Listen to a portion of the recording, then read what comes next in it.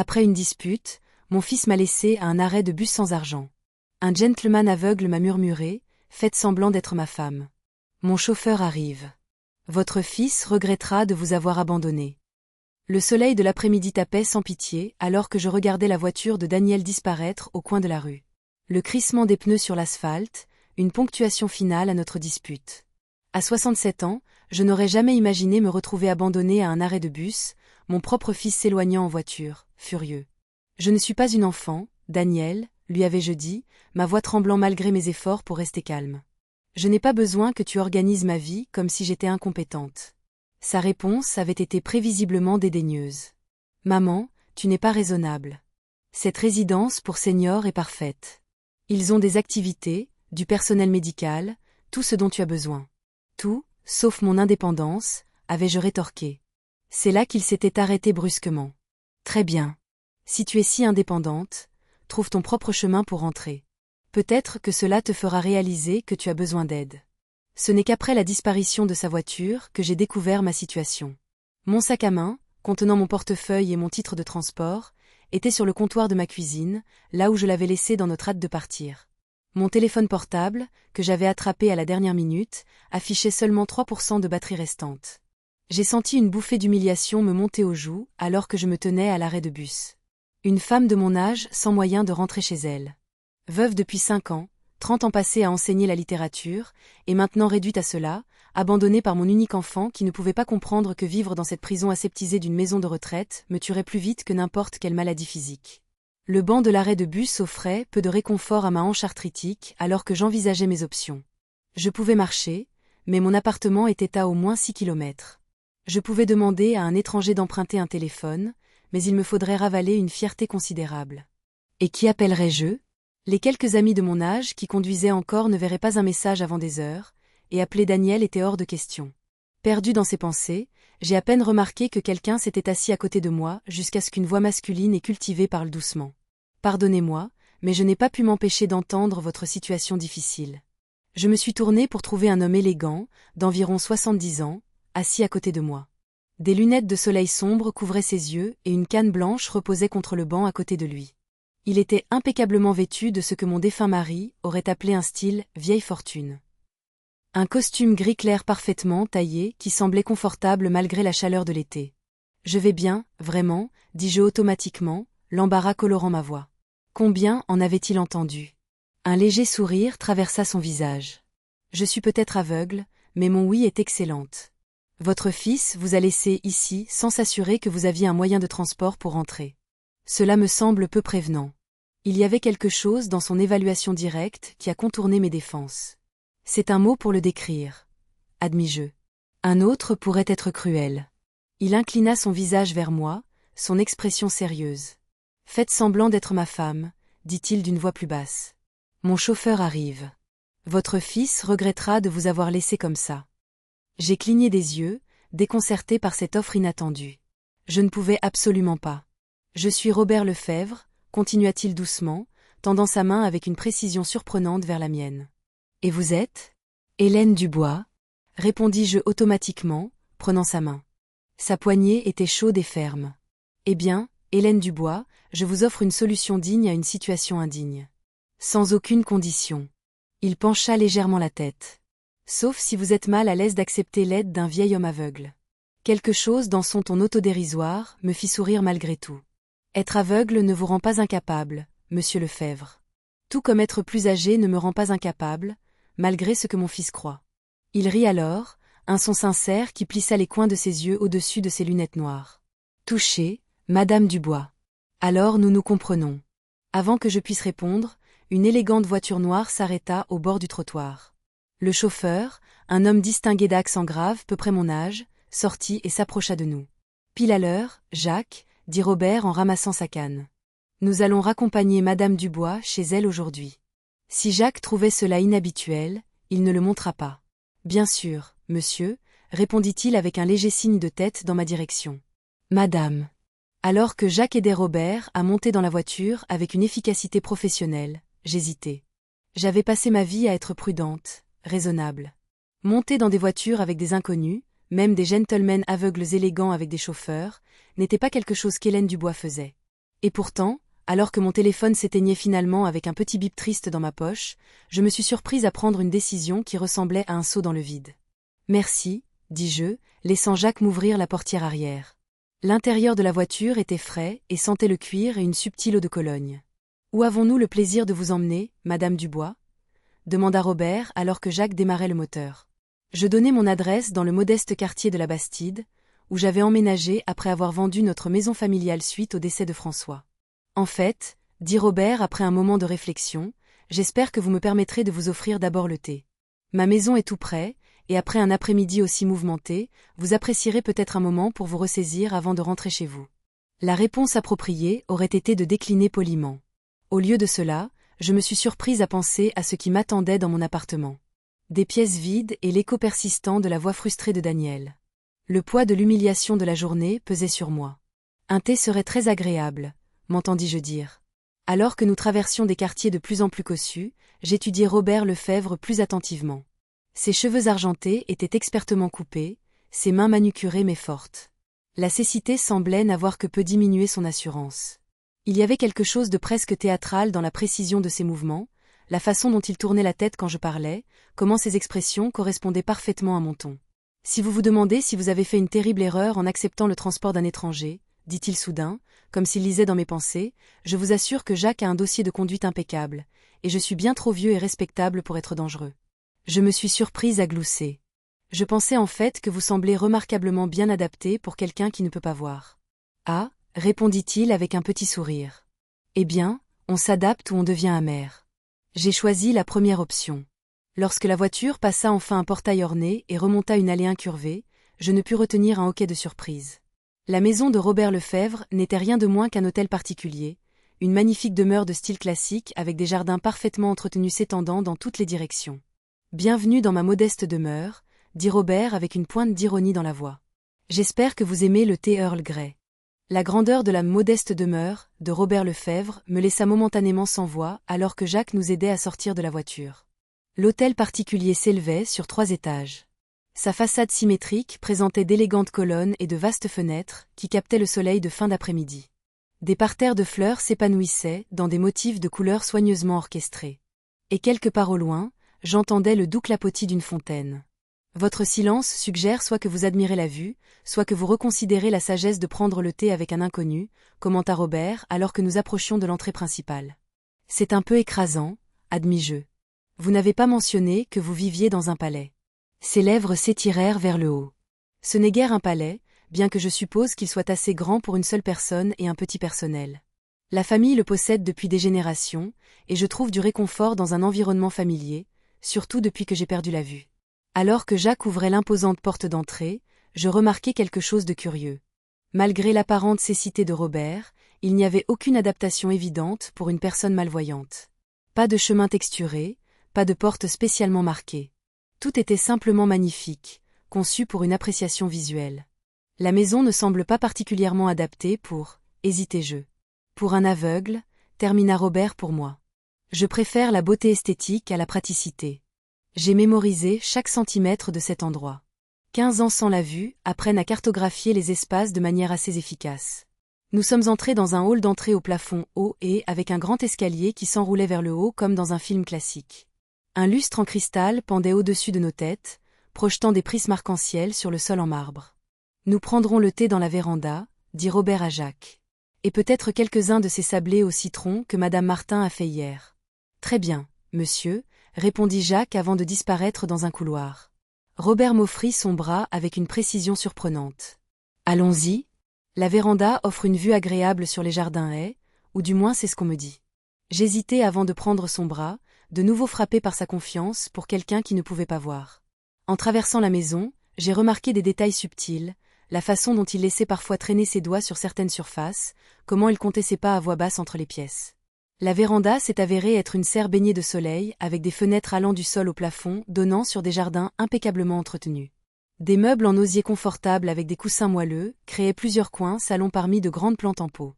L'effet était à la fois grandiose et intime. Une richesse affichée sans ostentation. « Mettez-vous à l'aise, s'il vous plaît », dit Robert en désignant un arrangement de sièges près des fenêtres. Il s'installa dans un fauteuil adjacent avec une aisance pratiquée, plaçant soigneusement sa canne à côté de lui. Vivez-vous ici depuis longtemps? Demandai-je, essayant de concilier cette demeure palatiale avec l'homme en face de moi. Toute ma vie, avec quelques interruptions pour les études et les affaires, répondit-il. Bien que j'en ai fermé certaines parties depuis que j'ai perdu la vue, inutile d'entretenir des pièces que je ne verrai plus jamais. Il y avait une mélancolie dans son ton qui me toucha de manière inattendue. J'ai déménagé dans plus petit après la mort de mon mari, offris-je. Notre maison familiale me semblait trop vide avec seulement moi qui y déambulais. François, n'est-ce pas? Le nom de votre mari? Je clignai des yeux de surprise. Oui, mais je ne me souviens pas de l'avoir mentionné. Vous portiez une alliance, mais vous vous êtes présentée comme Madame Dubois, pas Mademoiselle. Et vous avez mentionné votre fils, alors j'ai fait une supposition éclairée, expliqua Robert doucement. Était-ce un long mariage? 42 ans, répondis-je. Des amours de lycée, si vous pouvez croire un tel cliché. Il était ingénieur, une crise cardiaque l'a emporté il y a 5 ans. Mes condoléances. Une perte importante. Jacques revint avec un service à thé qui aurait impressionné la reine.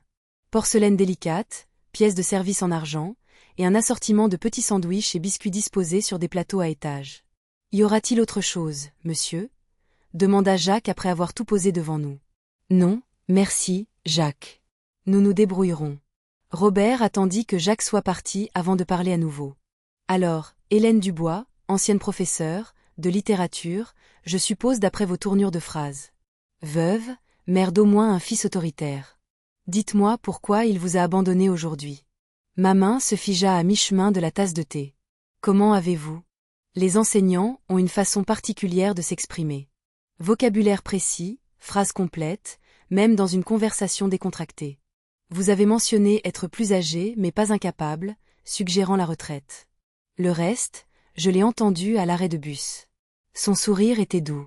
Je suis peut-être aveugle, mais je suis loin d'être inattentif. Alors qu'il versait le thé avec une dextérité surprenante, je me suis retrouvé à raconter à Robert la campagne de plus en plus insistante de Daniel pour me faire déménager en résidence assistée. Comment il avait organisé la visite d'aujourd'hui sans me consulter, la présentant comme un fait accompli, la dispute qui avait suivi dans la voiture, culminant avec ma demande impulsive de me laisser sortir.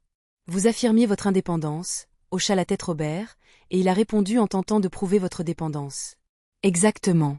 La validation de cet étranger était étonnamment puissante. Daniel ne voit pas l'ironie. Il prétend que je ne peux pas me débrouiller seul, puis m'abandonne sans moyen de transport pour m'apprendre une leçon sur le besoin d'aide. Les enfants ont souvent du mal à voir leurs parents comme des êtres autonomes, observa Robert en sirotant son thé. Ma fille Sophie a traversé une phase similaire après que ma vue a commencé à se détériorer. Elle voulait tout gérer, mes soins médicaux, mes intérêts commerciaux, ma routine quotidienne. Il lui a fallu du temps pour comprendre que la cécité n'avait pas diminué ma compétence. Le thé était parfaitement infusé, les sandwichs délicats et savoureux. En continuant à parler, je me suis senti me détendre d'une manière que je n'avais pas connue depuis des mois. Robert était un auditeur attentif et un interlocuteur réfléchi, établissant des liens entre mes expériences d'enseignement aux adolescents et sa navigation dans le monde des affaires. J'ai fondé une entreprise de technologie spécialisée dans les systèmes de sécurité, expliqua-t-il quand je l'ai interrogé sur sa carrière. Ironique que je ne puisse plus voir les écrans même que notre logiciel protège.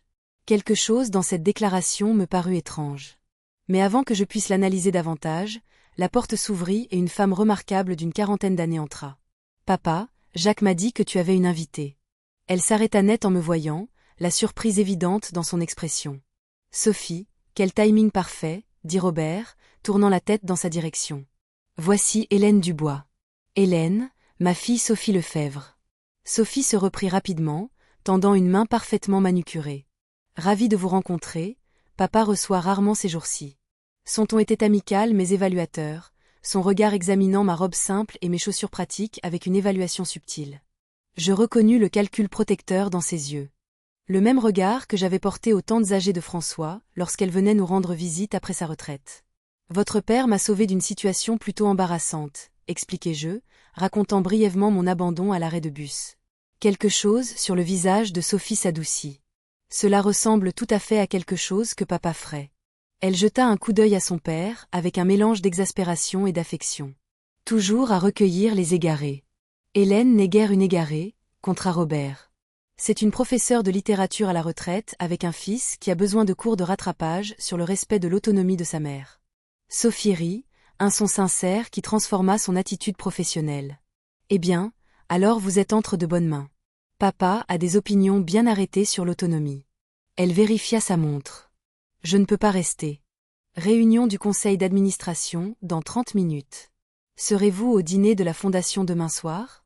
Je ne le manquerai pour rien au monde, répondit Robert.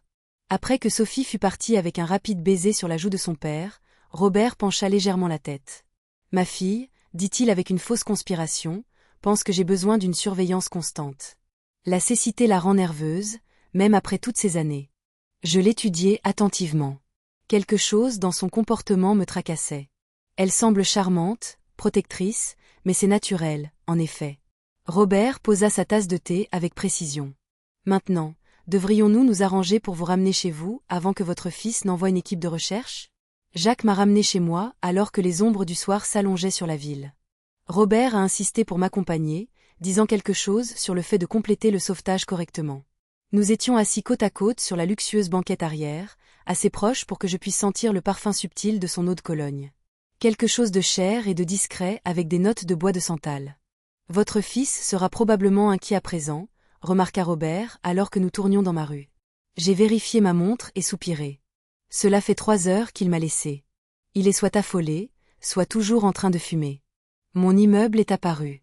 Un complexe modeste, mais bien entretenu, où la plupart des résidents étaient des retraités comme moi. Rien à voir avec le domaine palatial que nous venions de quitter. Mais c'était chez moi. Il y a une voiture garée devant votre immeuble. Une berline bleu foncé, un homme fait les 100 pas à côté, observa Robert nonchalamment. J'ai plissé les yeux à travers le pare-brise. C'est Daniel. Puis je me suis figé, me tournant pour regarder Robert brusquement. Comment avez-vous? La voiture s'arrêta et la main de Robert trouva la mienne avec une précision infaillible. Hélène, me feriez-vous le plaisir de participer à une petite performance? Demanda-t-il, ignorant ma question inachevée. J'aimerais que votre fils soit témoin de votre retour. La compréhension se fit lentement jour.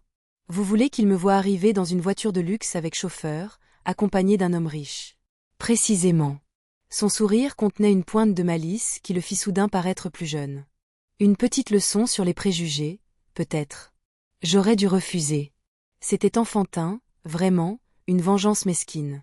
Mais je pensais au ton dédaigneux de Daniel, à la façon dont il était parti, me laissant en plan, à sa certitude absolue que je ne pouvais pas me débrouiller sans lui. Que aviez-vous en tête? Demandai-je. Le plan de Robert était simple. Jacques m'ouvrirait la portière avec une déférence formelle. Robert sortirait avec mon aide, accentuant légèrement sa cécité. Je ferais les présentations et Robert exprimerait sa joie de rencontrer enfin mon fils, mentionnant peut-être nos projets pour la semaine à venir. Rien d'explicitement faux, m'assura Robert. Juste assez pour le faire reconsidérer ses suppositions sur vos capacités et vos relations. Alors que Jacques se garait derrière la voiture de Daniel, je vis mon fils se retourner, son expression passant de l'inquiétude à la confusion à la vue du véhicule de luxe. Ses yeux s'écarquillèrent lorsque Jacques sortit pour m'ouvrir la portière avec un « Madame Dubois », formelle qui résonna clairement dans l'air du soir. Je suis sortie, consciente du regard de Daniel, et me suis tournée pour aider Robert comme nous l'avions prévu. Il sortit avec un soin digne, lunettes noires en place, sa main trouvant mon bras avec le contact exercé de quelqu'un habitué à naviguer dans le monde sans la vue. « Maman !» Daniel se précipita, le soulagement et la perplexité se disputant sur ses traits. « J'appelle depuis des heures. Ton téléphone était éteint, fournis-je calmement. La batterie était presque vide quand tu m'as laissé à l'arrêt de bus. » Il eut la décence de paraître honteux, ses yeux passant de moi à Robert, essayant clairement de donner un sens à la scène qui se déroulait devant lui. « Daniel, j'aimerais te présenter Robert Lefebvre, dis-je avec une formalité délibérée. Robert, mon fils, Daniel. Un plaisir, dit Robert, tendant la main dans la direction générale de Daniel. J'ai tant entendu parler de vous. Daniel lui serra la main automatiquement, ses instincts professionnels prenant le dessus malgré sa confusion. Je ne peux pas en dire autant. Maman ne vous a pas mentionné. Nous venons tout juste de nous rencontrer aujourd'hui, expliquai-je, observant la prise de conscience dans les yeux de Daniel alors qu'il remarquait la canne blanche et les lunettes noires. Après m'être retrouvé de manière inattendue à un arrêt de bus sans moyen de transport. L'implication flotta dans l'air entre nous. Daniel se sentit mal à l'aise. Monsieur Lefebvre m'a gentiment offert de me ramener à la maison, et nous nous sommes découverts un intérêt mutuel pour la littérature du début du XXe siècle, continuai-je doucement. Il m'a invité à un dîner de la Fondation demain soir. Dîner de la Fondation? Répéta Daniel. La Fondation familiale Lefebvre, clarifia Robert. Nous finançons des programmes d'éducation artistique et d'accessibilité. L'expérience d'Hélène en tant qu'éducatrice offre une perspective précieuse. Je regardais mon fils réévaluer la situation. Son esprit de directeur marketing recalculant visiblement en fonction des nouvelles données. La voiture, le chauffeur, la fondation, les signes indubitables de richesse que Robert portait sans effort. C'est merveilleux, réussit à dire Daniel. Maman a toujours été passionnée par l'éducation. En effet, répondit Robert. Ses aperçus sur la manière de rendre la littérature accessible à travers les générations sont particulièrement pertinents pour nos initiatives actuelles. Il se tourna légèrement vers moi. À demain, alors. Jacques viendra vous chercher à 18h. J'ai hâte, répondis-je, jouant mon rôle avec peut-être un peu trop de plaisir.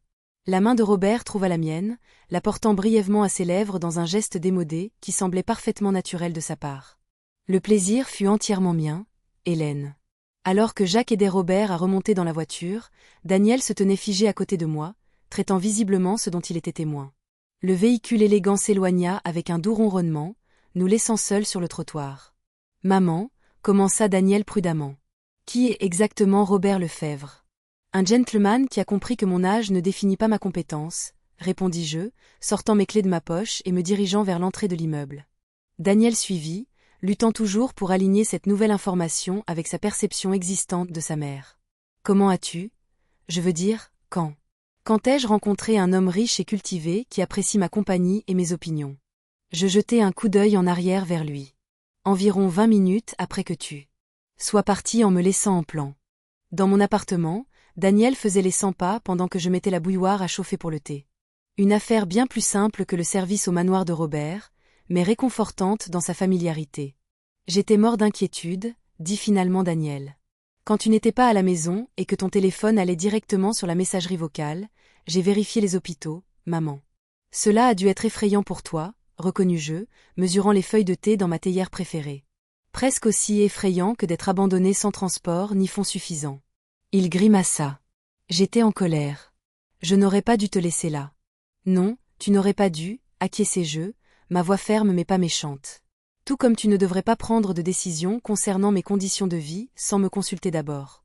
Daniel s'affaissa sur mon canapé, passant une main dans ses cheveux dans un geste si réminisce de son père que mon irritation s'adoucit légèrement. Je m'inquiète que tu vives seule, maman. Les escaliers de cet immeuble, la distance par rapport à ma famille, ton arthrite qui s'aggrave. Toutes des préoccupations légitimes, dis-je en apportant notre thé à la table basse, que nous pourrions discuter d'égal à égal plutôt que tu fasses des déclarations sur ce qui est le mieux pour moi comme si j'étais une enfant, comme cette résidence pour senior aujourd'hui. Exactement comme ça. Daniel m'étudia par-dessus sa tasse de thé. Alors, Robert Lefebvre. Il semblait impressionnant. Je ne pus m'empêcher de sourire à la tentative transparente d'extraire des informations. Il l'est. Et tu dînes avec lui demain ? Avec lui et le conseil d'administration de sa fondation ? Oui. Mon fils hésita. Je suis désolé de t'avoir laissé à cet arrêt de bus. C'était enfantin et cruel. Oui, ça l'était, acquiesçai-je, puis je lui tapotai la main, mais cela a mené à une aventure inattendue. Peut-être devrions-nous tous les deux nous souvenir que je suis encore capable de cela. Après le départ de Daniel avec de multiples excuses et la promesse de discuter, et non de dicter, les plans futurs, je me suis assise seule dans mon appartement, rejoignant les événements de cette journée extraordinaire. Un détail continuait de me tracasser. Le commentaire de Robert sur la voiture de Daniel. Comment un aveugle avait-il pu connaître sa couleur, ou qu'une personne faisait les 100 pas à côté ? Et il y avait eu d'autres moments. La façon dont il avait navigué dans sa maison avec trop de précision, comment il avait remarqué mon alliance, ses gestes parfaitement ciblés, de petites incohérences qui, ensemble, formaient un motif que je ne parvenais pas tout à fait à déchiffrer. Alors que je me préparais pour la nuit, mon téléphone, maintenant rechargé, sonna avec un SMS d'un numéro inconnu. J'espère que notre petite performance a donné des résultats satisfaisants. J'attends avec impatience le dîner de demain. Dormez bien, RL. Je fixai l'écran, me demandant exactement quel genre d'homme j'avais réellement rencontré aujourd'hui, et pourquoi la perspective de le revoir me remplissait d'une telle anticipation inattendue. J'ai passé la matinée suivante distraite, mes pensées revenant sans cesse à Robert Lefebvre et aux incohérences particulières de son comportement. En arrosant ma modeste collection de plantes d'intérieur, je me suis surprise à analyser notre interaction avec la même attention critique que j'appliquais autrefois à des textes littéraires complexes avec mes élèves. Un homme aveugle qui remarque une voiture bleue et une silhouette qui fait les 100 pas depuis un véhicule en mouvement, qui verse le thé avec une précision parfaite, dont la maison manque des modifications tactiles que l'on attendrait, qui m'envoie un SMS directement plutôt que de le faire faire par son assistant. La conclusion évidente semblait impossible, que Robert Lefebvre, riche philanthrope, n'était pas réellement aveugle. Mais si c'était vrai, pourquoi maintenir une tromperie aussi élaborée? À quoi cela pouvait-il bien servir? À midi, une livraison est arrivée. Une boîte élégante contenant une note manuscrite d'une écriture fluide, pour le dîner de la fondation de ce soir. J'ai pris la liberté de demander à Sophie de choisir quelque chose d'approprié. Si ce n'est pas à votre goût, veuillez ne pas en tenir compte. Robert. À l'intérieur se trouvait une superbe robe bleu profond, exactement à ma taille, avec une étole en cachemire et des bijoux de bon goût pour la compléter. La présomption aurait dû m'offenser. Au lieu de cela, je me suis retrouvée à suspendre soigneusement la robe pour faire disparaître les plis, mes doigts s'attardant sur le tissu luxueux. Cela faisait des années que personne ne m'avait offert de vêtements en cadeau, et encore plus longtemps que je n'avais eu l'occasion de porter quelque chose d'aussi élégant. Mon téléphone sonna alors que j'examinais les boucles d'oreilles en saphir qui l'accompagnaient. Maman. La voix de Daniel portait une note hésitante que j'entendais rarement de la part de mon fils si confiant. Je voulais prendre de tes nouvelles après hier. Je vais bien, Daniel, l'assurai-je en m'installant dans mon fauteuil de lecture. En fait, je me prépare pour l'événement de ce soir. À ce sujet, il s'éclaircit la gorge. J'ai fait quelques recherches sur Robert Lefebvre. Bien sûr, qu'il l'avait fait. Daniel n'avait jamais pu résister à l'envie d'enquêter sur tout ce qui ne correspondait pas à sa vision ordonnée du monde. Et il n'est pas seulement riche, maman. Forbes estime sa fortune à plus de 3 milliards d'euros. Son entreprise de technologie de sécurité a révolutionné les protocoles de confidentialité numérique, et il est presque complètement reclus depuis qu'il est devenu aveugle il y a 15 ans. J'ai absorbé cette information lentement. 3 milliards. Le chiffre semblait abstrait, déconnecté de l'homme attentif qui m'avait sauvé d'un arrêt de bus. Pourquoi me dis-tu cela? Demandai-je finalement. Daniel hésita. Parce que c'est étrange que quelqu'un qui apparaît si rarement en public s'intéresse soudainement à ma mère. Je crains qu'il n'ait des arrière-pensées. Comme? Je ne pus retenir l'amusement de ma voix. Séduire une professeure retraitée de 67 ans pour sa vaste fortune en livres d'occasion. Maman, s'il te plaît. Je suis sérieux.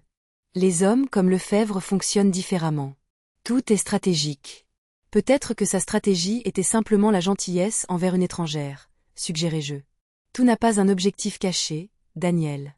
Après avoir terminé l'appel avec des assurances que je serais prudente, je suis retournée à la contemplation de la robe bleue et de l'homme énigmatique qu'il avait envoyé.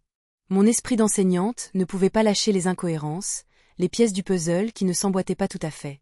Je me suis retrouvée à faire mes propres recherches, tapant Robert Lefebvre, magnate de la technologie aveugle, dans le moteur de recherche de ma tablette. Les résultats furent éclairants. Les articles décrivaient Lefebvre comme un génie reclus qui avait continué à diriger son entreprise à distance après avoir perdu la vue à cause d'une maladie dégénérative.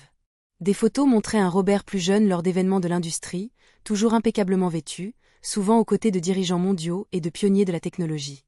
Les images plus récentes étaient rares, quelques photos floues de paparazzi le montrant avec des lunettes noires et une canne, toujours accompagné de Jacques ou de sa fille. Un blog financier spéculait sur sa retraite stratégique de la vie publique, notant comment sa réclusion personnelle contrastait avec le profil élevé de son entreprise et la présence active de sa fondation dans la communauté.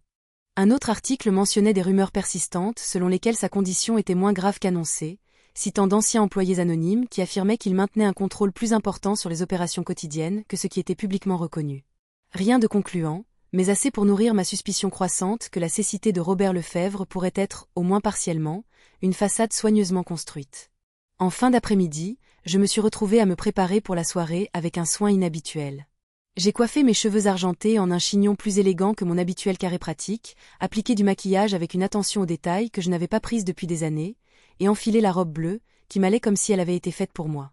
En me regardant dans le miroir, je me suis à peine reconnue.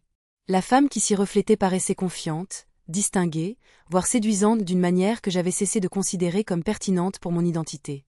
Précisément à 18 heures, ma sonnette retentit. Jacques se tenait dans le couloir, aussi formel et correct que la veille.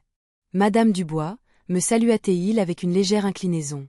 Monsieur Lefebvre vous présente ses excuses de ne pas venir vous chercher personnellement. Il s'occupe des derniers arrangements pour le dîner.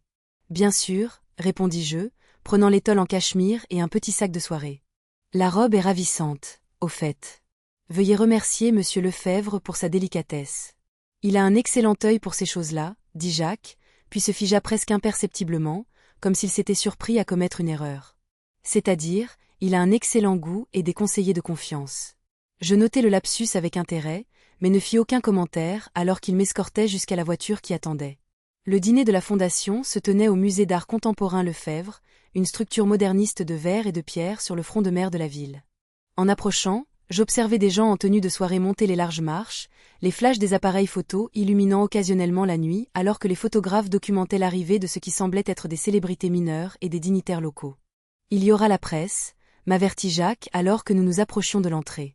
Monsieur Lefebvre m'a demandé de vous escorter directement à l'intérieur pour éviter une attention inutile.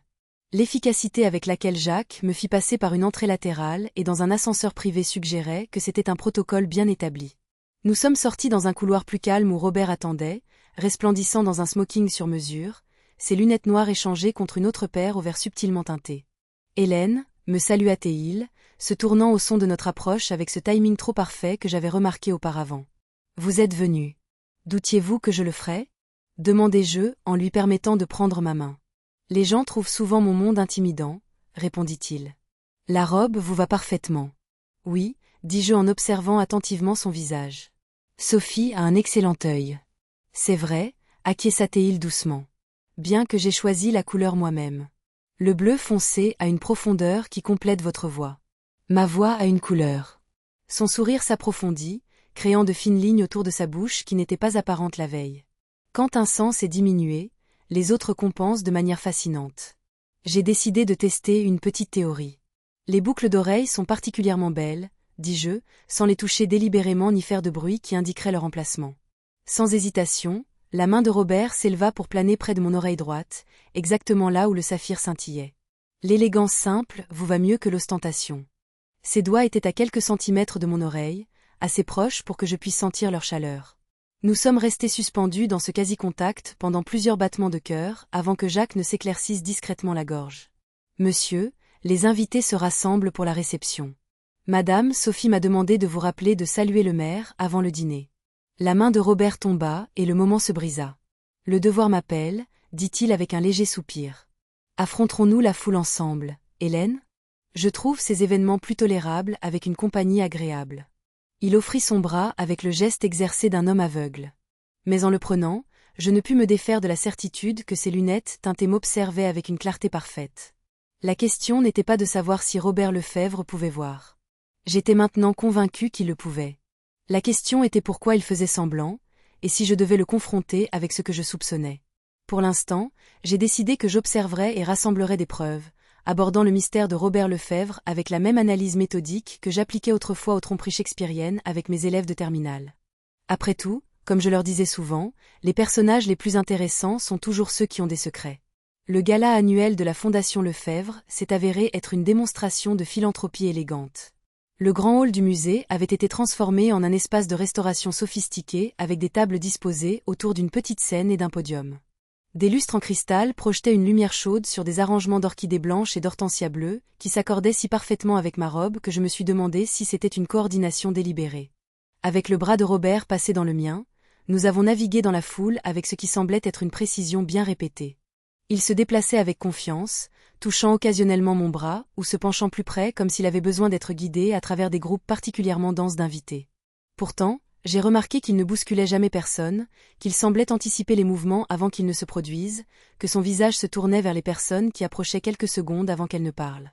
Robert, merveilleux événement comme toujours, lança une femme aux cheveux argentés dans une robe émeraude élaborée. « Et qui est votre charmante compagne ? » Hélène Lambert, présidente du conseil d'administration de l'orchestre symphonique de la ville, me murmura Robert avant d'élever la voix. « Hélène, puis-je vous présenter Hélène Dubois, une professeure de littérature à la retraite dont les aperçus sur l'accessibilité éducative ont été inestimables. » Je lui serrai la main, notant comment Robert avait promu mon poste d'enseignante de lycée en professeur. « Un plaisir de vous rencontrer, professeur Dubois, » rayonna Hélène. « Quel plaisir de voir de nouveaux visages dans le cercle de Robert. Il est devenu un tel reclus ces dernières années. Pour de bonnes raisons, répondit Robert doucement. Les grands rassemblements sont difficiles sans la vue.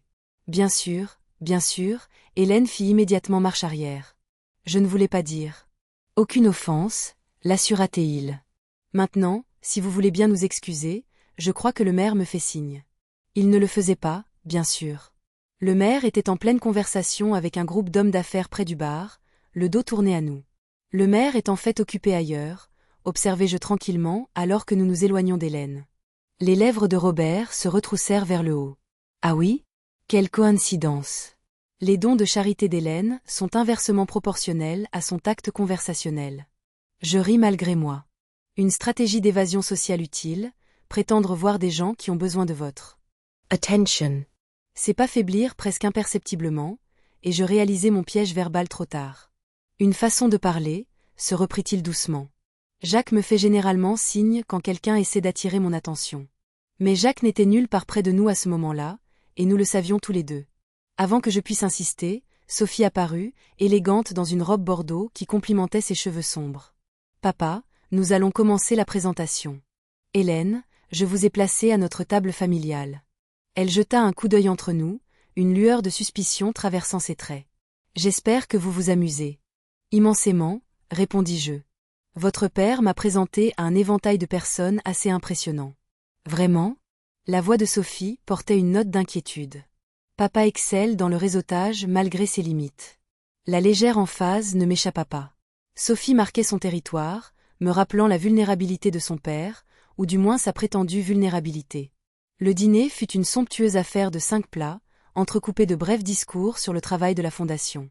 Robert prononça son discours avec une précision charismatique, sans jamais regarder des notes qu'il ne pouvait pas lire, se déplaçant sur la scène avec des pas exercés qui semblaient prudents mais jamais incertains.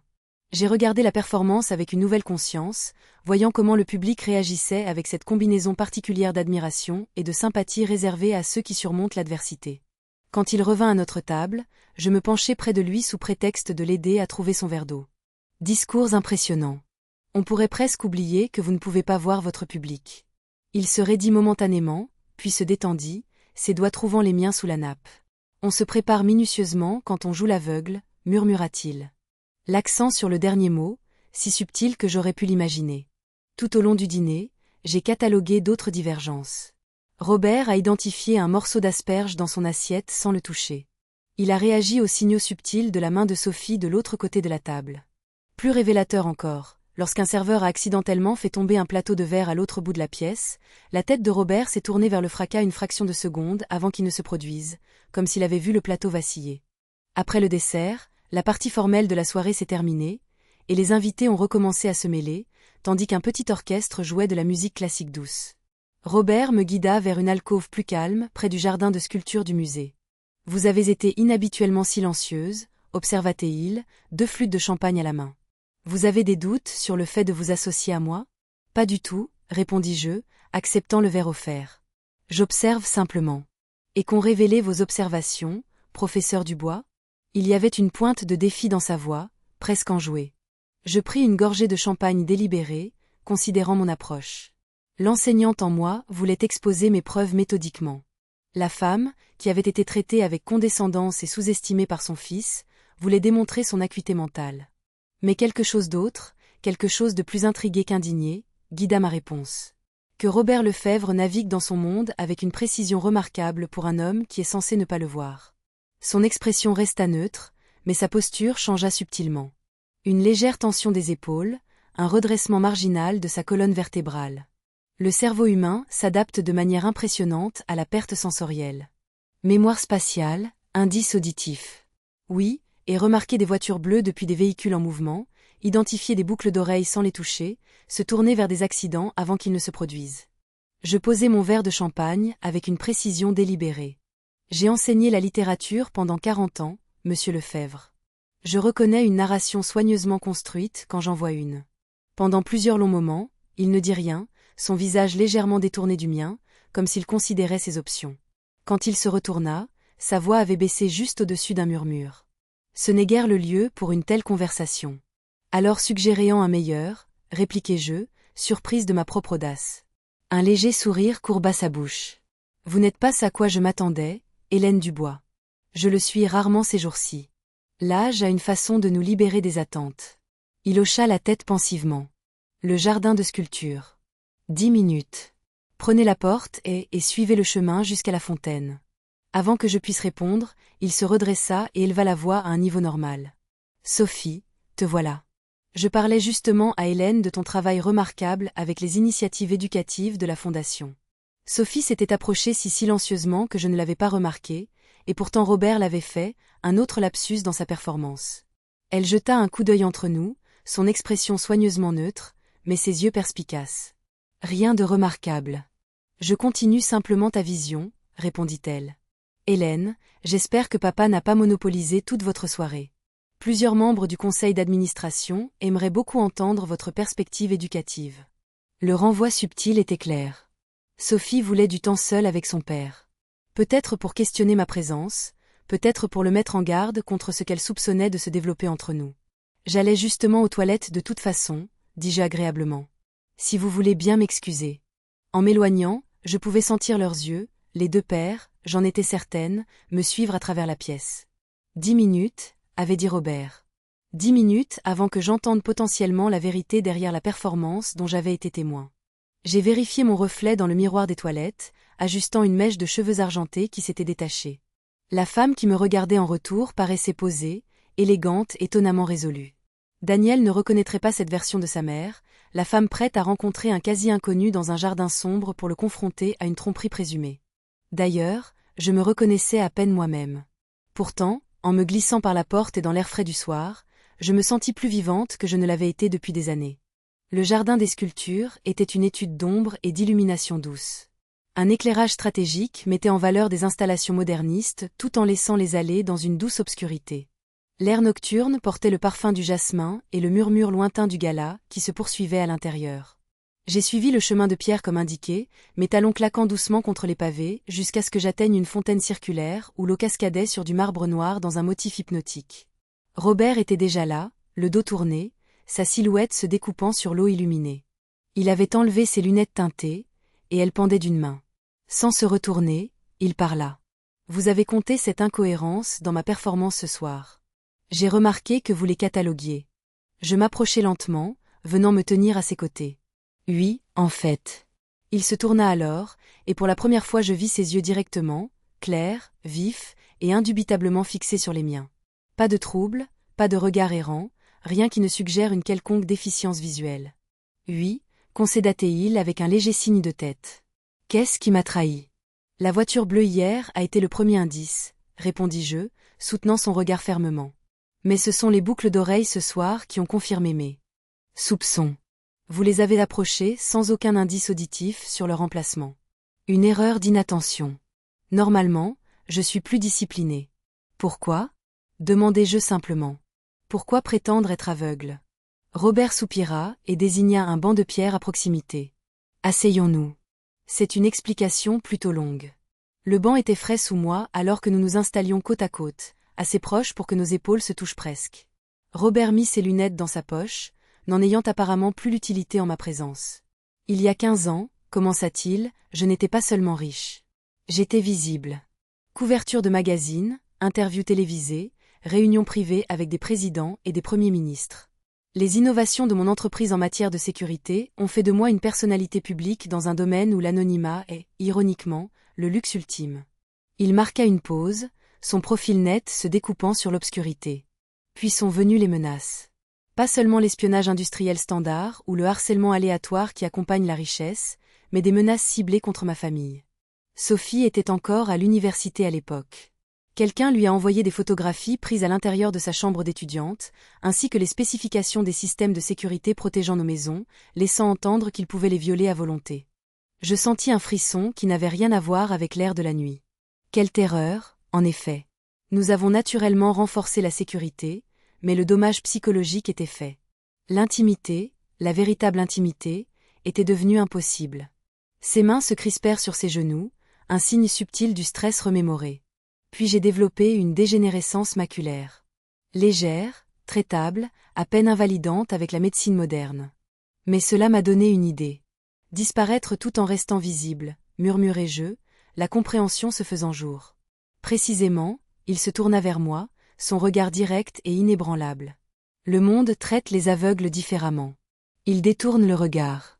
Il parle comme si vous n'étiez pas là. Il vous sous-estime de manière profonde. J'ai vu une opportunité de créer un bouclier, une façon de me déplacer dans le monde en ne laissant voir aux autres que ce que je voulais qu'ils voient. Un riche reclus aveugle inspirant des histoires d'intérêt humain occasionnelles, mais autrement laissé tranquille. Mais la comédie est si élaborée, observez-je. Votre maison, votre comportement, cette fondation. Cela a commencé comme une solution temporaire, un répit face à l'examen public, mais plus cela durait, plus cela devenait une prison de ma propre fabrication. Sa voix portait une lassitude que je n'avais pas détectée auparavant. Maintenant, seuls Jacques et Sophie connaissent la vérité. Et vous, Hélène Dubois, qui avez vu clair en moi avec une clarté remarquable après moins de 2 jours. J'ai réfléchi à cette confession extraordinaire, la retournant dans mon esprit. Le travail de la Fondation est authentique, cependant. Absolument, confirma Théil. Au départ, la Fondation pour la cécité faisait partie de la couverture, mais j'ai découvert une véritable passion pour les questions d'accessibilité. L'ironie ne m'échappe pas. Un homme voyant qui défend les malvoyants tout en prétendant en être un. Une position éthique compliquée, observez-je sans jugement. Une qui me tient éveillée la nuit plus souvent que je ne voudrais l'admettre. Il sourit tristement. J'ai donné des millions à la recherche sur la cécité et à la technologie d'accessibilité, peut-être comme une forme de pénitence. Nous sommes restés assis dans un silence contemplatif pendant un moment. Le doux clapotis de la fontaine offrant une toile de fond apaisante. Quand j'ai finalement parlé, je me suis surprise avec ma question. Pourquoi me dire la vérité? Vous auriez pu maintenir la tromperie. Je ne suis guère une menace pour votre monde soigneusement construit. Robert se tourna complètement vers moi, son expression soudainement vulnérable d'une manière que son personnage aveugle n'avait jamais été.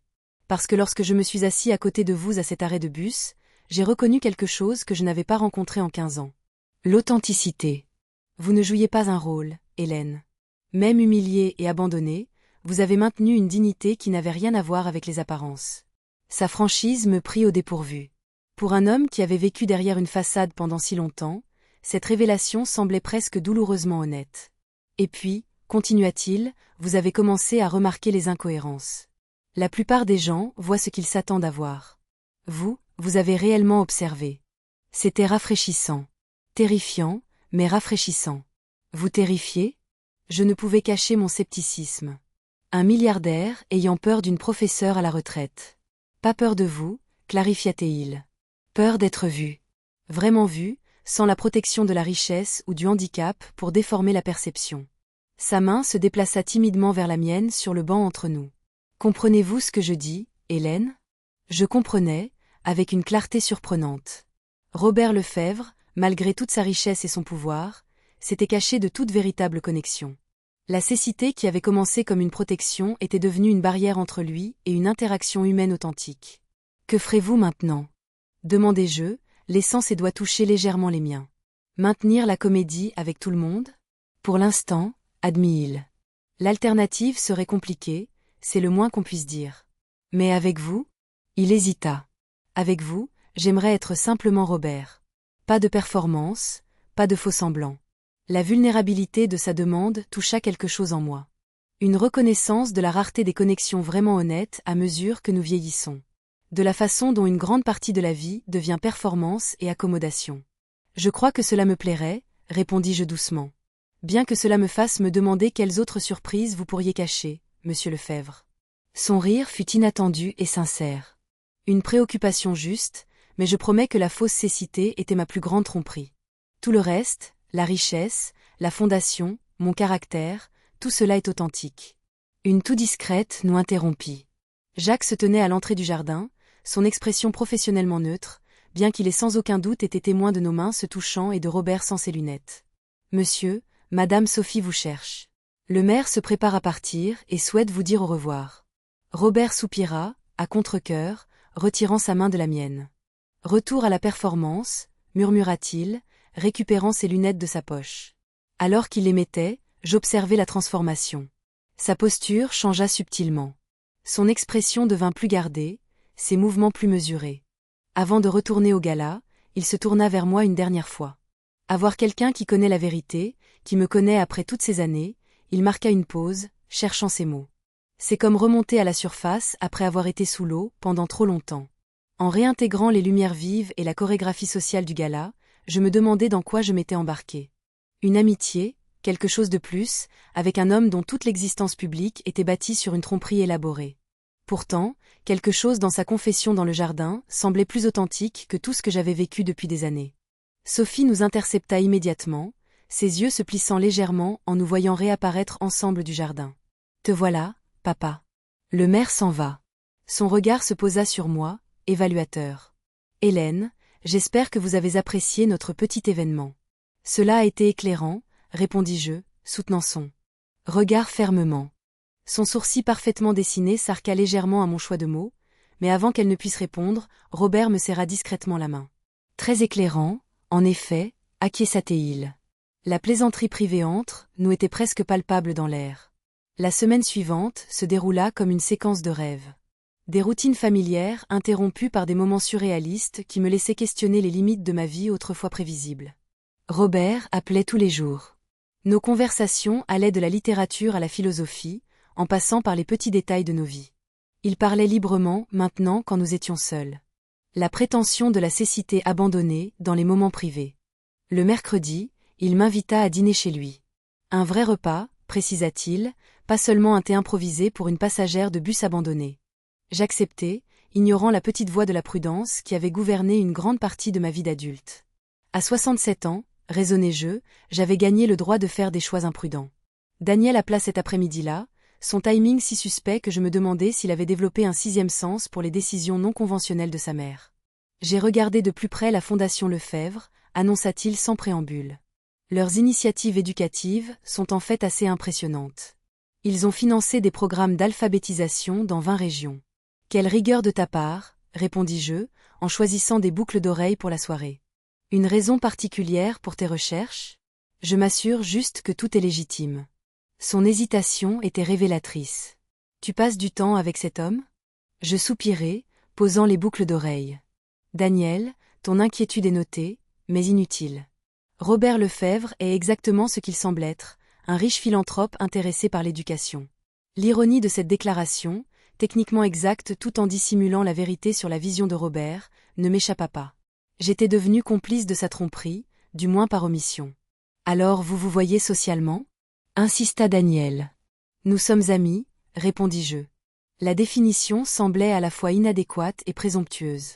Que étions-nous exactement ? Deux personnes qui avaient partagé un moment inhabituel d'honnêteté, liées par un secret et peut-être par quelque chose de plus insaisissable. Quand j'arrivai au manoir de Robert ce soir-là, l'atmosphère avait subtilement changé par rapport à ma première visite. Jacques m'accueillit avec la même courtoisie formelle, mais me conduisit dans une salle à manger plus petite et plus intime au lieu de la grande salle à manger formelle que j'avais aperçue précédemment.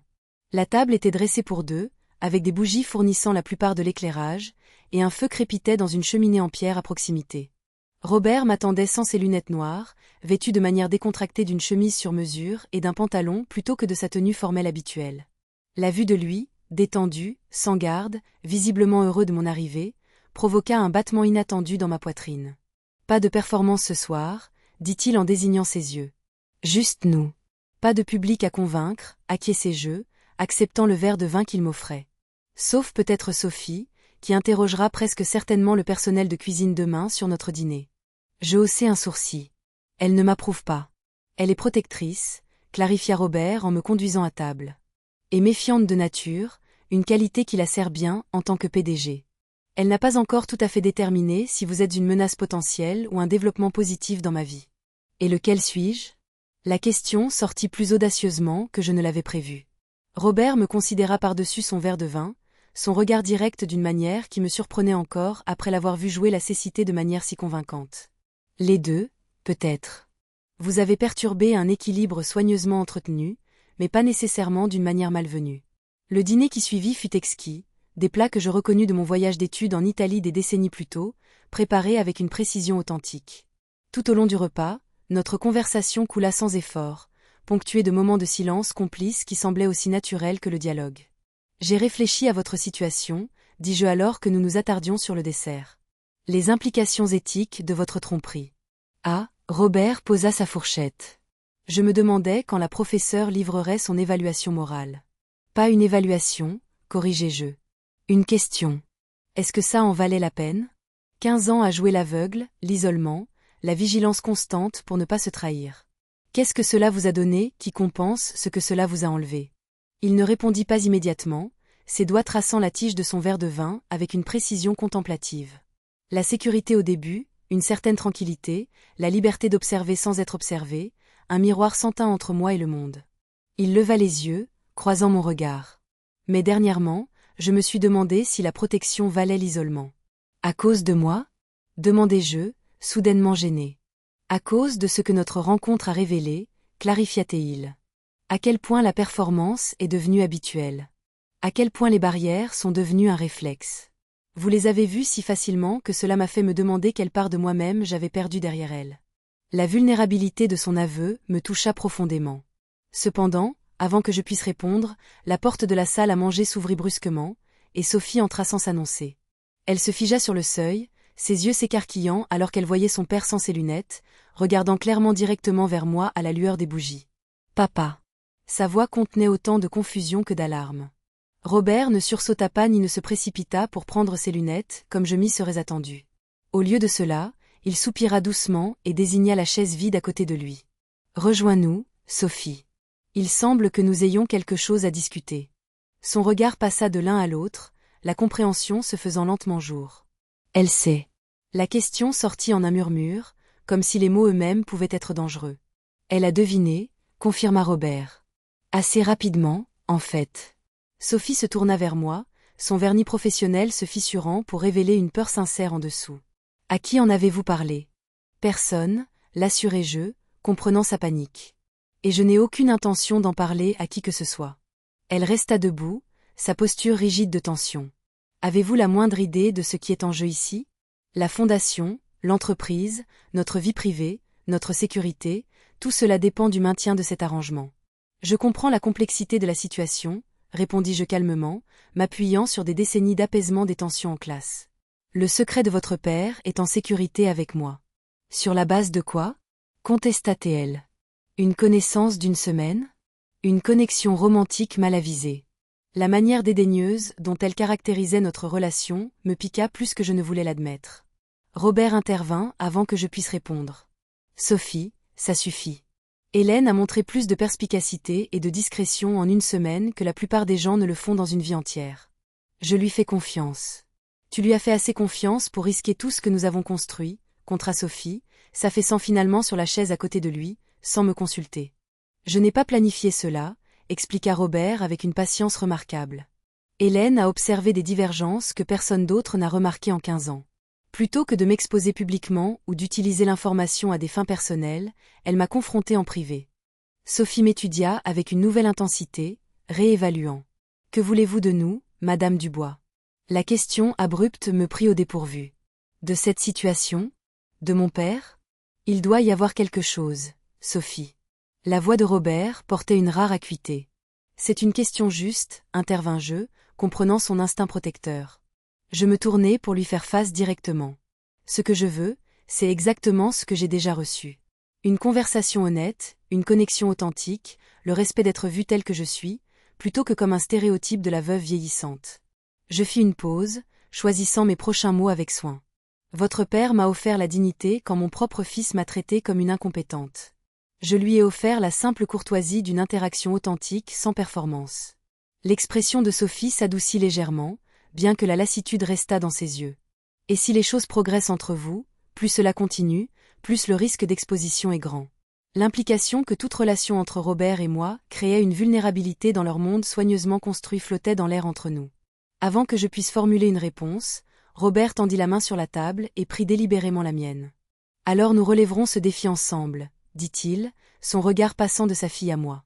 Parce que pour la première fois en 15 ans, je vis quelque chose qui vaut le risque. La simple déclaration changea quelque chose dans l'atmosphère.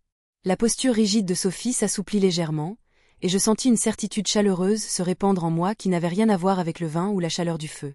Quel que soit le chemin compliqué qui nous attendait, nous le parcourions ensemble. Deux personnes qui avaient reconnu l'une en l'autre quelque chose de rare et digne d'être protégées.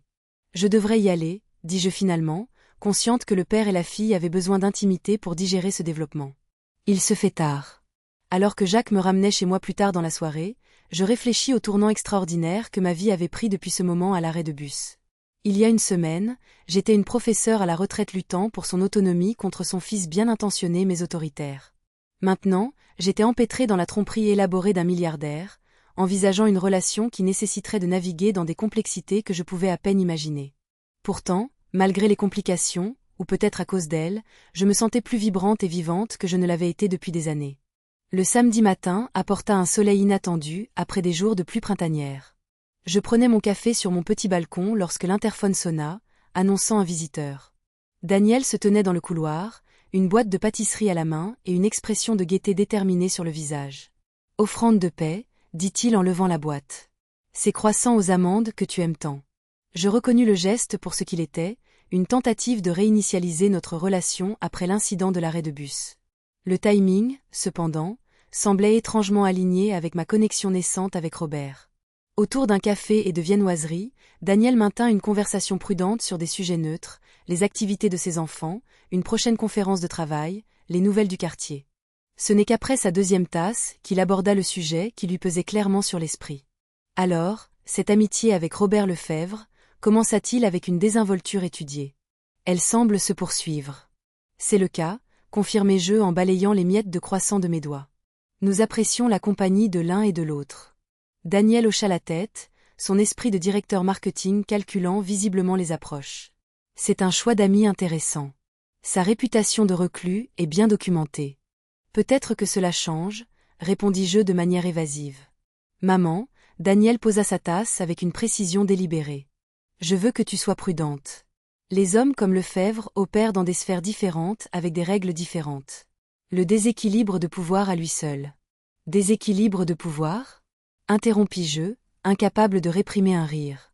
Je ne suis pas une jeune femme naïve éblouie par la richesse, Daniel. Je suis une professeure retraitée de 67 ans qui a élevé un enfant, enterré un mari et géré sa propre vie de manière tout à fait compétente. Ce n'est pas ce que je voulais dire. Il eut la décence de paraître embarrassé. C'est juste que les gens avec son niveau de richesse et d'influence ont souvent des vies compliquées, des agendas qui ne sont pas immédiatement apparents.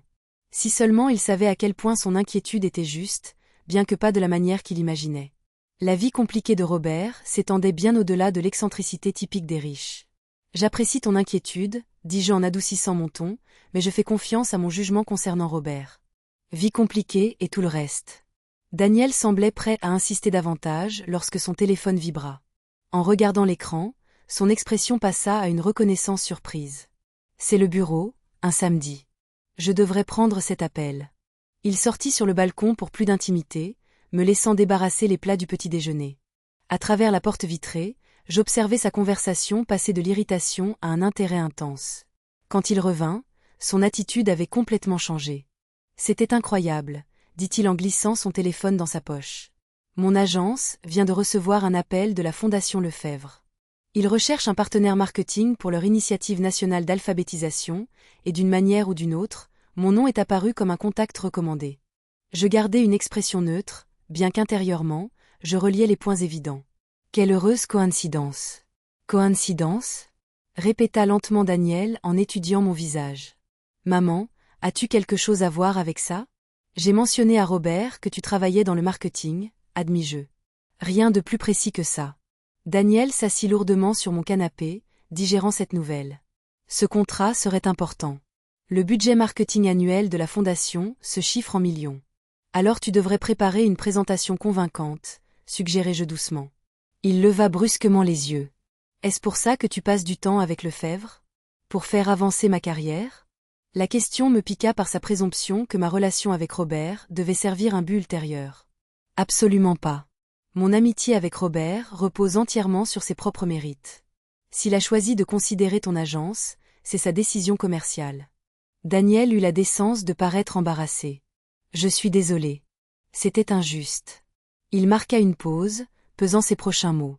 C'est juste difficile de concilier le milliardaire reclus des journaux économiques avec l'homme qui dîne soudainement avec ma mère. Les gens sont souvent plus complexes que leur image publique ne le suggère, répondis-je, le sous-entendu me faisant presque sourire malgré mon irritation. Après le départ de Daniel pour préparer son opportunité commerciale inattendue, je reçus un texto de Robert. Était-ce une branche d'olivier trop transparente ? Sophie a suggéré une approche plus subtile, mais je trouve qu'à mon âge, le temps pour la subtilité se fait de plus en plus rare. RL. Je souris au message. Transparent mais efficace. Il est à la fois méfiant et ravi, un peu comme Sophie concernant notre amitié. Brunch du dimanche demain. Le jardin botanique a une nouvelle exposition de printemps. Nous pouvons être convenablement en public tout en maintenant notre entente privée. L'équilibre prudent de son invitation, reconnaissant à la fois son personnage public d'aveugle et notre vérité privée, me toucha profondément. J'aimerais beaucoup ça. L'excursion du dimanche au jardin botanique m'initia aux subtilités de la performance publique de Robert. Jacques nous conduisit au jardin où Robert sortit de la voiture avec des lunettes noires et une canne blanche. Ses mouvements étaient soigneusement calibrés pour suggérer la dépendance tout en maintenant la dignité. Je me suis surprise à m'adapter inconsciemment à ses besoins, lui offrant mon bras aux moments appropriés, décrivant les éléments visuels d'une manière naturelle qui renforçait sa prétendue condition. « Vous êtes une complice naturelle », murmura-t-il alors que nous nous promenions dans une allée de cerisiers en fleurs. La plupart des gens en font trop. Trop fort, trop descriptif, trop serviable. Des années à enseigner à des élèves réticents à apprécier Shakespeare, répondis-je. On développe une certaine subtilité pour guider tout en préservant la dignité. Nous attirions des regards occasionnels. L'homme aveugle élégamment vêtu et sa compagne aux cheveux d'argent suscitaient la curiosité sans être reconnus. En public, Robert veillait à maintenir une distance appropriée, notre connexion s'exprimant par la conversation plutôt que par la proximité physique. Ce n'est que lorsque nous nous sommes retrouvés momentanément seuls dans la serre tropicale qu'il a brièvement enlevé ses lunettes, ses yeux rencontrant les miens directement. Cette performance devient épuisante en votre présence, admit-il tranquillement. Je me surprends à vouloir simplement vous regarder, à voir vos expressions changer sans le filtre de la prétention. L'intensité de son regard me rendit soudain consciente de mon apparence d'une manière que je n'avais pas connue depuis des années. Les rides au coin de mes yeux, l'argent de mes cheveux, les marques subtiles de l'âge que j'avais accepté depuis longtemps. Que voyez-vous quand vous me regardez ? La question sortit sans y être invitée. Son sourire s'approfondit, créant un éventail de lignes qui révélait son propre âge de la manière la plus séduisante. La clarté, l'intelligence, une femme à l'aise dans sa peau. Il remit ses lunettes alors que des voix approchaient. Une combinaison rare et magnifique à tout âge. Plus tard, au déjeuner dans le café des jardins, notre conversation prit une tournure plus pratique. Sophie organise une vérification de vos antécédents, discrète, m'informait-il, le ton apologétique. Protocole standard pour quiconque apprend ma situation. Je posai ma fourchette, étonnamment peu troublée par cette révélation. Je m'en doutais. Elle vous protège. Elle est méticuleuse, corrigea-t-il, et s'inquiète d'une exploitation potentielle. La vérification est autant pour votre protection que pour la mienne. Une confirmation que vous comprenez les implications légales de notre secret partagé. J'y réfléchis. Il y aurait des procès si votre tromperie devenait publique. Presque certainement. Partenaires commerciaux, actionnaires, même la fondation pourrait invoquer la fraude ou la fausse déclaration. Il soupira. L'ironie ne m'échappe pas. Ayant créé cette fiction pour me protéger, je suis maintenant potentiellement vulnérable à cause d'elle. Et pourtant, vous m'avez fait confiance avec cette connaissance, observai-je. Un risque calculé, répondit-il avec un petit sourire. Bien que de plus en plus, le calcul semble moins important que la connexion. Alors que Jacques nous ramenait à mon immeuble, je me suis retrouvée à contempler l'étrange dualité de notre relation naissante. En public, nous jouions une version de la réalité, le gentil milliardaire aveugle et sa compagne serviable. En privé, nous partagions une vérité différente. Deux personnes découvrant une connexion inattendue à un âge avancé, compliquée par une tromperie élaborée. La présentation de l'agence de Daniel à votre fondation a lieu demain, mentionnai-je alors que la voiture approchait de mon immeuble. Oui, Sophie évaluera leur proposition, confirma Robert. Je me suis récusée de la décision pour éviter toute apparence de favoritisme. Merci pour cela, dis-je. Quoi qu'il arrive, cela devrait être basé sur le mérite, pas sur la connexion. Il hocha la tête, comprenant mon inquiétude. L'intégrité compte pour vous. Dit l'homme qui prétend être aveugle, contredis-je avec une douce ironie. Son rire fut sincère, un son rare que je commençais à chérir. Touchée, Hélène Dubois. Vous avez un talent remarquable pour percer les faux-semblants, même les miens. Jacques s'arrêta au trottoir devant mon immeuble, sortant discrètement pour m'ouvrir la portière. Avant que je puisse sortir, Robert me prit brièvement la main. Avoir quelqu'un qui connaît les deux versions de moi, publique et privée, est plus significatif que je ne peux l'exprimer adéquatement, dit-il doucement. Merci de porter cette double connaissance avec une telle grâce. La simple sincérité de ces paroles m'accompagna longtemps après que la voiture eut disparu. Une certitude chaleureuse au milieu des complexités de notre situation inhabituelle. Les semaines suivantes prirent un rythme qui semblait à la fois extraordinaire et étrangement naturel. Robert et moi avions établi une routine de dîner privé chez lui, où il pouvait être entièrement lui-même, et de sorties publiques où nous naviguions dans sa comédie de cécité soigneusement entretenue. Chaque cadre offrait sa propre intimité particulière, les moments privés de conversation sans garde, la conspiration publique des secrets partagés. L'agence de marketing de Daniel avait remporté le contrat de la Fondation Lefebvre, un développement qui ravissait et déconcertait simultanément mon fils. C'était la réunion la plus étrange, me confia-t-il lors d'un dîner de famille chez lui. Sophie Lefebvre nous a interrogés comme si nous étions en procès, puis a annoncé que nous avions été sélectionnés avant même que nous ayons terminé notre présentation. Votre proposition devait être exceptionnelle, suggérai-je, en évitant le regard entendu de ma belle-fille de l'autre côté de la table. Angela avait développé ses propres théories sur ma relation avec Robert, bien qu'elle les gardât largement pour elle. C'est bien ça le problème. Nous n'avons même pas présenté la moitié de nos documents, continua Daniel, la perplexité évidente. C'était presque comme si la décision avait été prise avant notre arrivée. Je gardai une expression neutre, bien que je soupçonne que Robert avait effectivement influencé le processus malgré sa prétendue récusation. Le contrat représentait un pont commode entre nos mondes. Une connexion professionnelle qui justifiait notre relation personnelle dans l'esprit de Daniel, orientée vers les affaires. Notre dessert fut interrompu par un SMS qui fit battre mon cœur plus vite. Développement inattendu. Besoin de vous parler de toute urgence. Une voiture est en route. RL. Je m'excusai peu après, prétextant la fatigue, bien que le regard suspicieux de Daniel suggéra qu'il n'était pas entièrement convaincu. Devant leur maison de banlieue, Jacques attendait déjà avec la voiture, son expression plus gardée que d'habitude. « Que s'est-il passé » demandai-je une fois que nous fûmes en route. « Monsieur Lefebvre vous expliquera » répondit-il, n'offrant rien de plus. Au manoir, Robert attendait dans son bureau plutôt que dans le salon formel, un espace que j'avais appris à reconnaître comme son véritable domaine, où les décisions commerciales étaient prises et les vraies conversations avaient lieu. Il se tenait près de la fenêtre sans ses lunettes, la tension évidente dans sa posture. « Victor Rousseau » dit-il sans préambule alors que j'entrais. « Le journaliste d'investigation dont j'ai parlé. Il publie un grand article la semaine prochaine sur le curieux cas de la cécité sélective de Robert Lefebvre. » Mon estomac se noie. Il a des preuves. Circonstancielles mais convaincantes. Robert désigna un dossier sur son bureau. Sophie a reçu une copie anticipée d'un contacto. Magazine. Rousseau enquête depuis des mois, interrogeant d'anciens employés, analysant les apparitions publiques, consultant même des experts médicaux sur la cohérence de mes symptômes. Je parcourus l'article, qui construisait méthodiquement un dossier remettant en question la condition de Robert, sans toutefois porter d'accusation directe.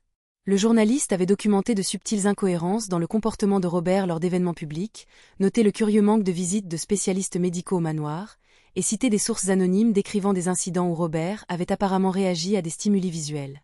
Cela frôle l'accusation de fraude, observa Robert, tout en semant le doute dans l'esprit des lecteurs. Juridiquement prudent, mais pratiquement dommageable. Que ferez-vous ? Il soupira, passant une main dans ses cheveux argentés. Sophie et notre équipe juridique explorent les options. Une déclaration préventive, une action en justice potentielle pour diffamation, ou simplement l'ignorer et rejeter toute question comme une spéculation sans fondement. Je considérai à nouveau l'article. Aucune de ces preuves n'est définitive. Tout est circonstanciel, ouvert à l'interprétation. Vrai, acquiesça Robert, mais cela soulève des questions qui pourraient conduire à un examen plus approfondi, qui pourrait éventuellement découvrir des preuves plus concrètes. Je posai l'article, comprenant l'inquiétude tacite. Y compris ma soudaine apparition dans votre vie. Il hocha la tête sombrement. Rousseau mentionne une compagne non identifiée observée lors de récents événements publics. Il vous a remarqué, Hélène, bien qu'il ne vous ait pas encore identifié. Les implications pesaient lourdement entre nous. Ma présence dans la vie de Robert avait créé une nouvelle vulnérabilité dans sa façade soigneusement construite. La prise de conscience a dû se lire sur mon visage, car Robert s'est rapidement assis à côté de moi, prenant mes mains dans les siennes. « Ce n'est pas de votre faute, » dit-il fermement. Rousseau enquête depuis des mois, bien avant que nous nous rencontrions. Si quoi que ce soit, je suis devenu négligent avec le temps, trop à l'aise dans la performance. Néanmoins, répondis-je, ma présence complique votre situation. Peut-être devrions-nous être plus discrets jusqu'à ce que cela passe. L'expression de Robert se durcit. Est-ce ce que vous voulez? Vous retirer de cette relation. La question portait un poids au-delà de la crise immédiate. Nous avions tourné autour des définitions, laissant notre connexion évoluer naturellement sans étiquette ni déclarations explicites. Maintenant, face à la pression extérieure, une clarification semblait soudainement nécessaire. Non, répondis-je honnêtement. Ce n'est pas du tout ce que je veux. Son soulagement était visible. Bien, parce que je me suis beaucoup attachée à vous avoir dans ma vie, Hélène Dubois. L'aveu, aussi simple soit-il, changea quelque chose entre nous. Robert leva une main vers ma joue, un geste d'une intimité si tendre que mon souffle se coupa. Quand il se pencha pour m'embrasser, cela sembla être la progression la plus naturelle imaginable. Le point culminant de la compréhension et de la connexion qui s'était construite au fil des semaines de secrets partagés et de conversations honnêtes. Le baiser fut doux, presque hésitant au début, puis s'approfondit alors que des décennies d'expérience remplaçaient l'incertitude de la jeunesse. Quand nous nous sommes finalement séparés, je me suis surprise à sourire malgré la crise qui m'avait amenée ici. Eh bien, dis-je doucement, cela complique certainement l'enquête du journaliste. Robert rit, la tension sur son visage s'atténuant. Hélène Dubois, votre capacité remarquable à trouver de l'humour dans les situations difficiles est l'une des nombreuses raisons pour lesquelles je tombe amoureux de vous. La déclaration flotta dans l'air entre nous, honnête et sans hâte. À notre âge, de tels aveux ont un poids différent, moins de passion dramatique, plus de certitude réfléchie. Je vous apprécie beaucoup aussi, Robert Lefebvre, répondis-je, le sous-entendu délibéré et mutuellement compris. Cécité frauduleuse et tout le reste. Son sourire s'élargit à cela, mais redevint rapidement sobre alors que la réalité reprenait ses droits. Nous devons décider comment gérer cette situation. Si Rousseau publie son article, alors nous y ferons face ensemble, terminai-je pour lui, quelles qu'en soient les conséquences. Tard ce soir-là, alors que Jacques me ramenait chez moi, je me suis retrouvée à contempler le tournant extraordinaire que ma vie avait pris depuis ce moment à l'arrêt de bus. En un peu plus d'un mois, j'étais passée d'une veuve luttant pour son indépendance face à son fils bien intentionné à une femme empêtrée dans la tromperie élaborée d'un milliardaire et faisant maintenant face à un examen public potentiel. Pourtant, malgré ces complications, ou peut-être à cause d'elles, je me sentais plus engagée dans la vie que je ne l'avais été depuis des années. La femme qui planifiait autrefois ses journées autour des réunions du club de lecture et de la gestion de l'arthrite naviguait, maintenant entre deux réalités, et envisageait les scandales publics avec une étrange exaltation. Daniel attendait devant mon immeuble quand nous sommes arrivés, son expression un mélange d'inquiétude et d'indignation. « Tu as quitté le dîner pour le rencontrer, n'est-ce pas » exigea-t-il alors que je sortais de la voiture. « Maman, que se passe-t-il vraiment entre toi et Lefebvre » Je soupirai, trop épuisé émotionnellement par les développements de la soirée pour fabriquer des excuses commodes. « C'est compliqué, Daniel, et oui, nous sommes plus que de simples connaissances. Vous êtes » Il lutta pour formuler la question. Impliqué romantiquement avec cet homme. La franchise de sa question, posée sur un trottoir public, me parut à la fois inappropriée et étrangement libératrice.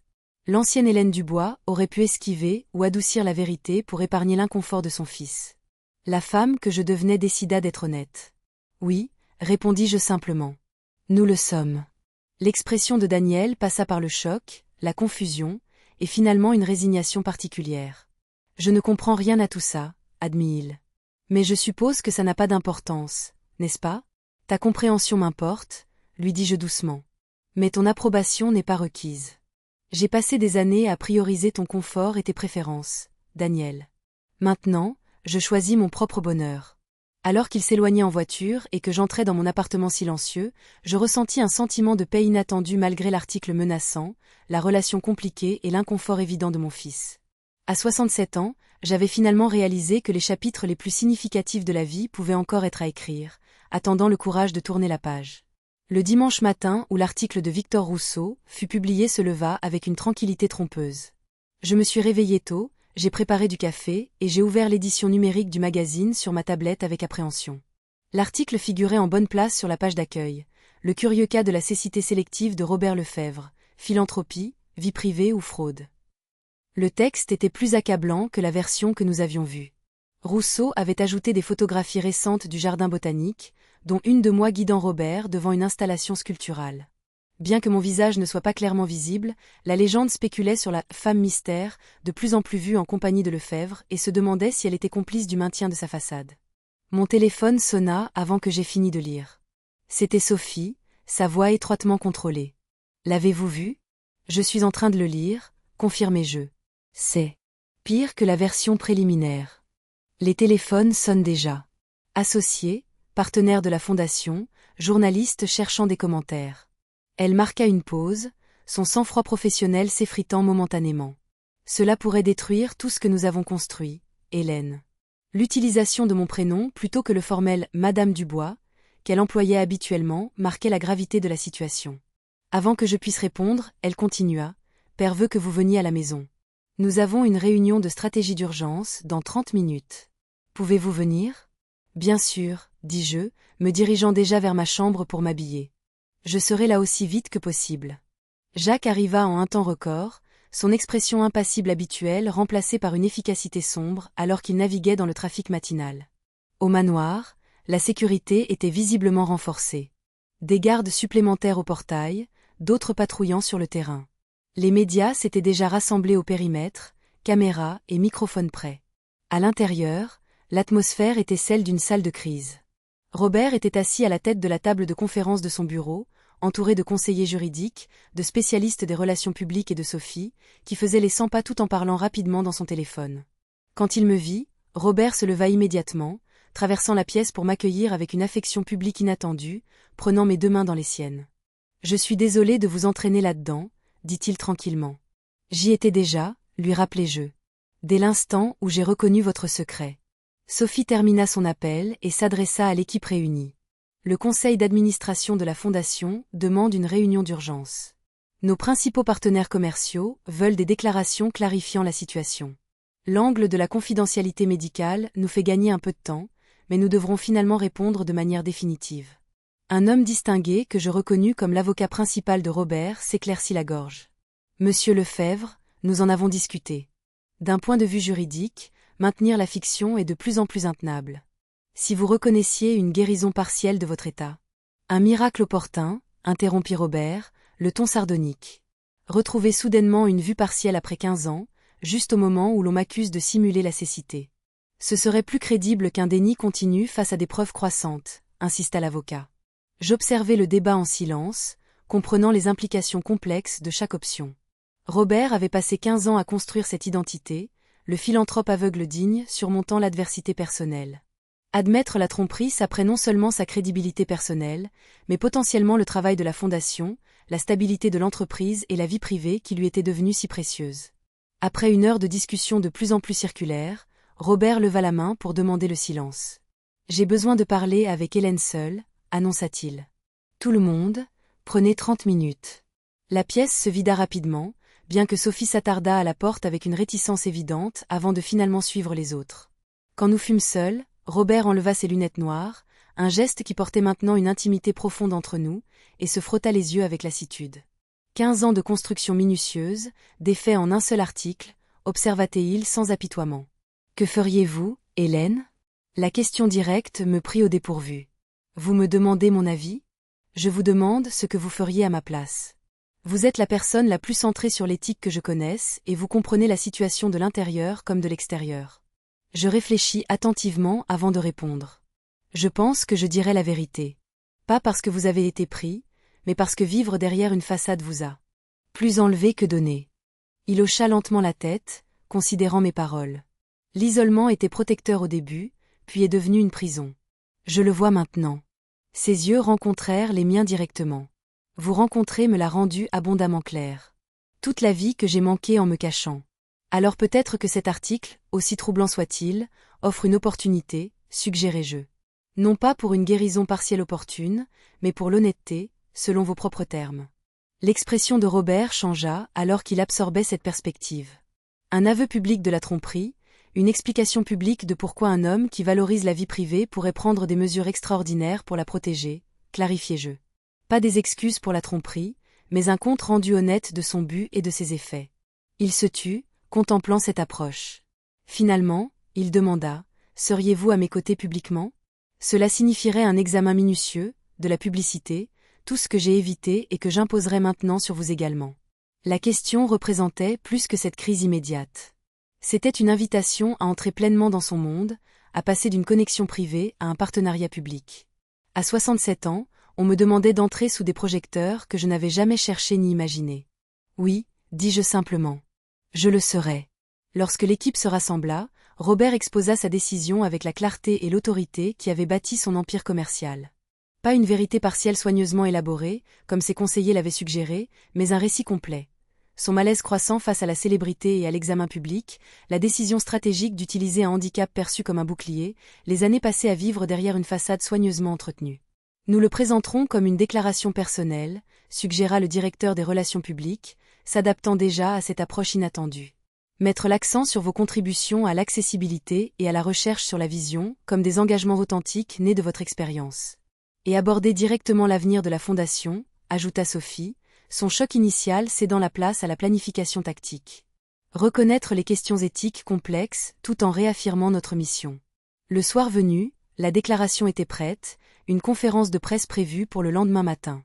Alors que l'équipe se dispersait pour mettre en œuvre la stratégie, Robert et moi nous sommes retrouvés seuls dans son jardin, au même endroit où il m'avait révélé son secret pour la première fois. « Êtes-vous certaine de cela » demanda-t-il tranquillement. « Une fois que nous entrerons ensemble dans cette conférence de presse, votre vie changera irrévocablement. La vie privée que vous avez valorisée, l'existence tranquille que vous avez créée, tout cela sera compromis. » Je considérais sérieusement son avertissement. L'anonymat confortable de ma retraite serait en effet sacrifié. Je deviendrais un personnage dans le récit public de la tromperie et de la rédemption de Robert Lefebvre, sujette aux spéculations et aux jugements d'étrangers. À notre âge, répondis-je finalement, combien d'opportunités avons-nous pour une véritable réinvention, pour des aventures que nous n'avions jamais anticipées ? Je pris sa main, le geste maintenant familier et rassurant.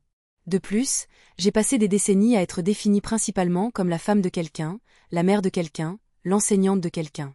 Peut-être qu'être définie comme la femme qui a vu clair dans la tromperie d'un milliardaire n'est pas un si terrible dernier chapitre. Son rire fut chaleureux, empreint d'affection et de soulagement. Pas un dernier chapitre, Hélène. Un nouveau départ. La conférence de presse du lendemain matin se déroula avec le drame contrôlé d'une pièce bien mise en scène. Robert entra sans ses lunettes noires ni sa canne blanche, sa vision clairement intacte alors qu'il scrutait les journalistes assemblés. Je me tenais légèrement derrière lui, aux côtés de Sophie, une déclaration visible de solidarité. Pendant 15 ans, commença-t-il, sa voix stable et claire, j'ai maintenu une fiction sur ma déficience visuelle. Aujourd'hui, je suis ici pour reconnaître cette tromperie et expliquer, sans pour autant excuser, mes raisons. La frénésie médiatique qui suivit fut exactement comme prévu. Un mélange d'indignation, de fascination et d'analyse. Les éthiciens débattirent de la moralité de sa tromperie. Les publications économiques calculèrent les impacts potentiels sur ces entreprises, et les tabloïds se concentrèrent naturellement sur moi, la « femme mystère » qui inspira la confession de Robert Lefebvre. À travers tout cela, nous avons maintenu le front uni établi lors de la conférence de presse. Le travail de la Fondation continua, sa mission réaffirmée par de nouvelles initiatives abordant spécifiquement la transparence et la gouvernance éthique. Sophie, après sa résistance initiale, se révéla remarquablement adaptable, tirant parti de la situation pour mettre en avant son leadership pendant cette transition. Daniel, comme on pouvait s'y attendre, fut horrifié par ma soudaine visibilité publique. « Tu es dans les tabloïds, maman », se lamenta-t-il lors d'un dîner dominical tendu. « Les gens au travail demandent si tu sors vraiment avec un milliardaire qui a fait semblant d'être aveugle. »« Et que leur dis-tu » demandai-je, sincèrement curieuse. Il soupira, la résignation remplaçant progressivement la consternation. Que ma mère a toujours été extraordinairement perspicace, et qu'elle semble être heureuse. 6 mois après l'article explosif de Victor Rousseau, le scandale s'était largement apaisé, remplacé par de nouvelles révélations plus choquantes sur d'autres personnalités publiques. Robert et moi avions établi une nouvelle normalité, partageant notre temps entre son manoir et mon appartement, que je gardais comme un refuge privé, maintenant mon indépendance même si nos vies devenaient de plus en plus entremêlées. À l'anniversaire de notre première rencontre à l'arrêt de bus, Robert suggéra un retour à cet endroit. Jacques nous y conduisit, se garant discrètement de l'autre côté de la rue. Il y a 1 an, réfléchit Robert, vous étiez abandonné ici sans ressources, et j'étais emprisonné dans une tromperie de ma propre fabrication. Et maintenant ? Le relançai-je, appréciant la symétrie de revenir là où notre histoire a commencé. Maintenant, nous sommes tous les deux libres d'une manière que ni l'un ni l'autre n'avions anticipée. Il plongea la main dans sa poche, en retirant une petite boîte en velours. Ce qui m'amène à une question que je n'aurais jamais imaginé poser à ce stade de ma vie. À l'intérieur de la boîte se trouvait une bague en saphir, élégante dans sa simplicité. « Hélène Dubois, dit-il formellement, envisageriez-vous d'épouser un fraudeur repenti qui n'a jamais vu aussi clairement que lorsqu'il vous a rencontré ? Je ris de son autodérision caractéristique et honnête. Je le ferai, répondis-je, le laissant glisser la bague à mon doigt. Bien que j'insiste pour que mon fils me conduise à l'hôtel, même s'il a du mal à nous comprendre. Assis ensemble à l'arrêt de bus où tout avait changé, je pensais au voyage extraordinaire depuis cette première rencontre.